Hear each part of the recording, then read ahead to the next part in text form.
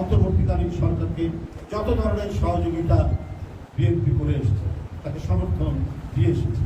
কিন্তু কেন জানি মনে হচ্ছে রোড ম্যাপ যেটি দিয়েছেন সেটি একটু প্রলম্বিত রোড ম্যাপ।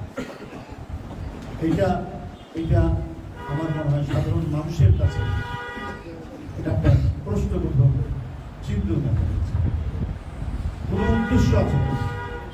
আমরা খবরের কাগজ দেখছি, বিভিন্ন জায়গায় দেখছি যে জাতীয় নাগরিক কমিটি এই নামে একটি রাজনৈতিক দল করা হচ্ছে। ভালো কথা, গণতন্ত্রের পথে যখন আমরা হেঁটে যাচ্ছি তখন যে কেউ রাজনৈতিক দল এটা করতে পারে।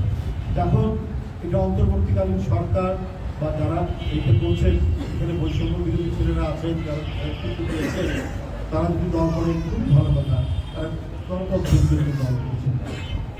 কিন্তু এটা যেন আবার রাজকীয় দল হয়ে না, এটা মাথায় রাখতে হবে। এবং রাষ্ট্রের পৃষ্ঠপোষকতায় কোন দলকে গঠন করার প্রক্রিয়া যদি হয়, তাহলে যে ক্রেডিবিলিটি এই সরকারের, সেই ক্রেডিবিলিটি কিন্তু নষ্ট হবে।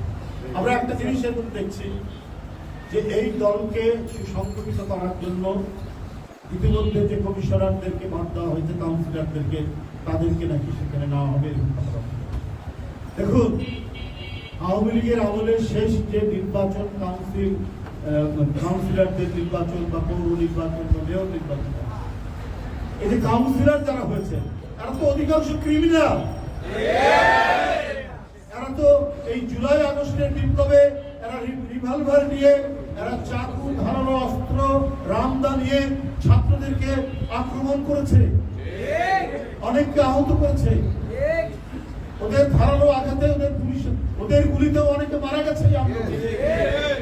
তারা যদি কোন রাজনৈতিক দলের অস্তিত্বের নির্ণায়ক হয়, তাহলে এটা তো হবে একটা খারাপ বার্তা দেবে জনগণ।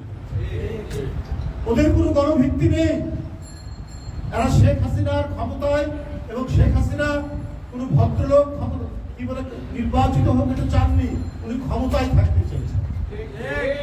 উনি ক্ষমতায় থাকতে চেয়েছেন, তিনি নির্বাচন চাননি, অবাধ সুষ্ঠু নির্বাচন চাননি।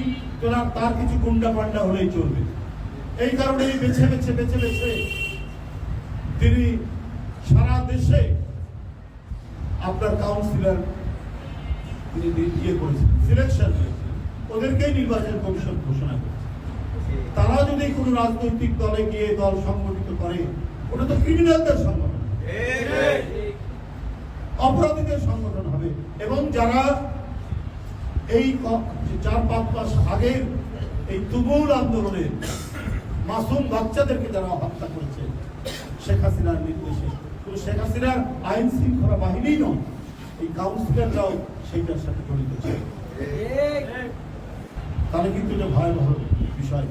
তাই রাজনৈতিক দল করার অধিকার সবার আছে, কিন্তু কেউ যদি গণতান্ত্রিক আন্দোলনের শেয়ার হোল্ডার হয়, তাহলে তাকে অবশ্যই গণতন্ত্রের যে নর্ম, গণতন্ত্রের যে গণতন্ত্র যে মূল্যবোধ তৈরি করে, গণতন্ত্র যে একটি সমাজকে এগিয়ে নিয়ে যাওয়ার জন্য কিছু প্রত্যয় তৈরি করে, সেইটাকে শ্রদ্ধা করতে হবে।